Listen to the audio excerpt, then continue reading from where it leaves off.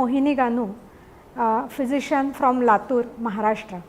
I have been working on chikungunya since the year 2006, and I have a study center of chikungunya at Latur, and currently I am working with National Institute of Virology Pune under ICMR on various projects on chikungunya. Acute chikungunya is an alpha viral disease. It has become almost endemic in India since the after the epidemic of 2006. The acute chikungunya is clinically characterized by a triad of fever, rash and polyarthritis, and polyarthritis in acute chikungunya is supposed to be a self-limiting disease.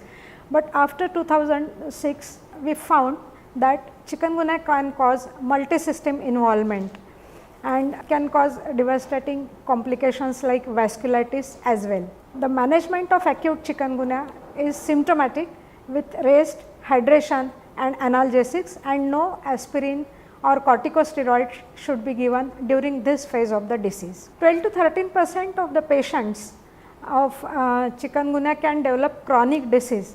The chronic chikungunya arthritis is characterized by a symmetric polyarthritis and resembles very much with rheumatoid arthritis clinically, but still there are certain subtle clinical differences, and also the pathogenesis of two disorders differs.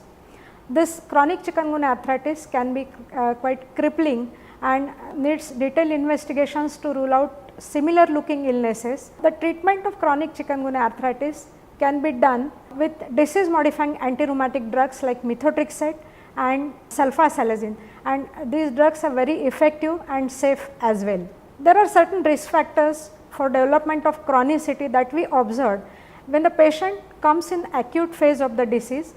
Those with female sex, higher age, elderly persons, those having large large joint count which is high, presence of peripheral neuropathy and raised ESR. These are the patients who are at higher risk of developing chronic disease. So, if we take the history and note the laboratory findings, basic laboratory findings properly at the onset of the disease, we can prioritize the patients for long term who need long term complications.